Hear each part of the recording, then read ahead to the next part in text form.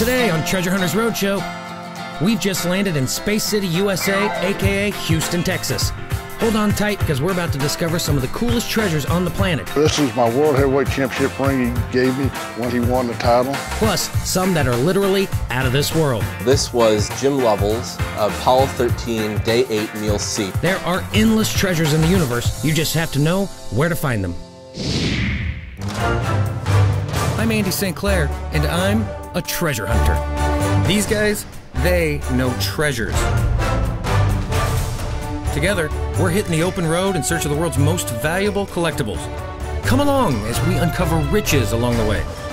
You won't believe what's hidden in America's homes. And who knows, you just might discover you've got a few hidden treasures of your own. This is Treasure Hunters Roadshow. Hi everybody, I'm Andy St. Clair. Welcome to Treasure Hunters Roadshow from the great city of Houston, Texas. Houston is the home of NASA's Johnson Space Center, some great museums, and a galaxy of other amazing hidden treasures. We've got a lot of surprises ahead for you. But first, let's see what's happening at the Roadshow.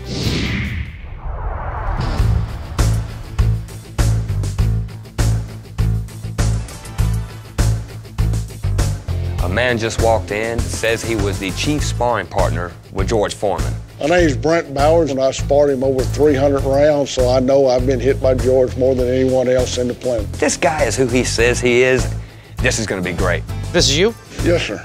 Okay. This is the only picture that George has ever signed with someone hitting him. That's something a fighter wouldn't do. And in general, fighters don't sign photos of them getting hit. Is it superstition or? Well, it's just, you just don't do it. You look like you hit him good there. Oh, I did. As a matter of fact, he was paying me $1,500 a week sparring. I only got $1,200 that week. So when you hit him, he docked you $300. Well, I figured that's why.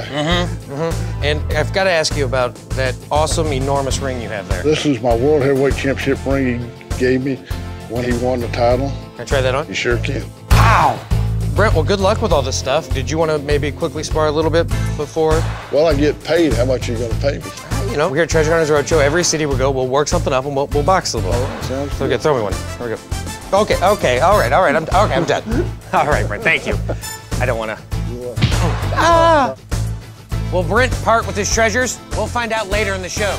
But first, let's go explore Houston, Texas. Houston is the largest city in the state of Texas.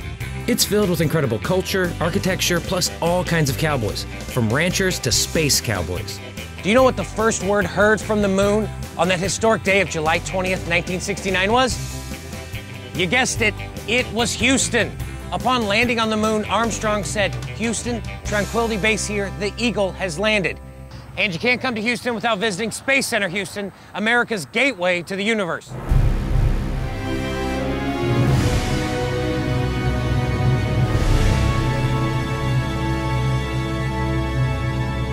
As the official visitor center for NASA's Johnson Space Center, Space Center Houston is the only place on Earth that offers an out-of-this-world journey through human adventures in space. Jack Moore is the public relations specialist for Space Center Houston. Well, Andy, welcome aboard. We're inside Skylab, and this is the 1G trainer, or 1 gravity. So basically, the real Skylab was the first U.S. space station, so it would have been orbiting the Earth, floating around in microgravity.